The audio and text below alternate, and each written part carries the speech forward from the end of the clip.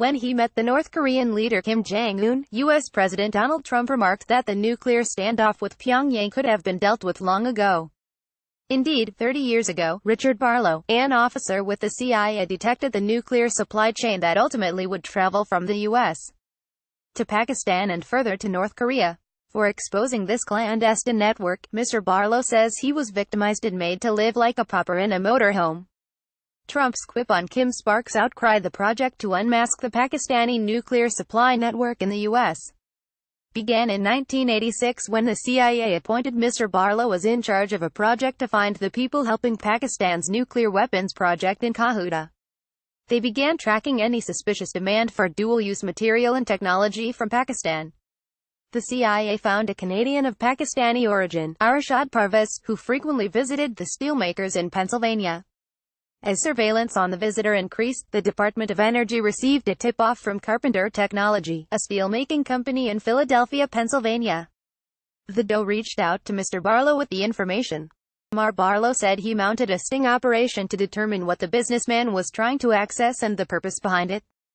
Parvez had placed a large order for grade 350 aging steel, an alloy used to manufacture nuclear centrifuge.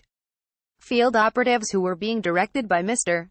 Barlow were stunned when Parvez declared that the steel was meant for the Qahuda client. However, sabotage of the counter-proliferation work began even as the sting operation was progressing. The real target of the operation, the Qahuda client, a retired Pakistani general in a mohawk, had powerful backers in the U.S. establishment. In the final meeting between Parvez and law enforcement agents at a hotel in Toronto, Canada, both Parvez and the client were to be arrested. But, in the end, only Parvez was arrested. The Pakistani general was tipped off by two high-level State Department officials, Mr. Barlow alleges. Soon began a crackdown on his work, which cost him both his professional success and personal happiness, he say.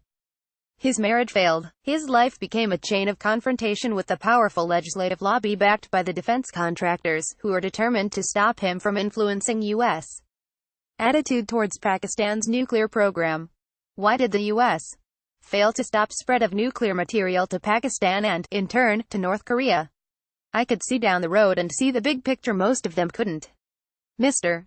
Barlow told The Hindu, explaining that the Cold War was high on priority in the Department of Defense and the top officials wanted to deal with the Soviet Union first, and for that they required the help of Pakistan. In 1991, Mr. Barlow was back in the U.S. government as a consultant and investigated the legal aspects of the transfer of F-16 aircraft to Pakistan under Benazir Bhutto. It was Benazir Bhutto who famously flew to North Korea with a nuclear blueprint in a quid pro quo for the missiles from North Korea. He now lives on the verge of poverty, with the help of Social Security, in a motorhome with his dogs Prairie, Sky, Flash and Spirit.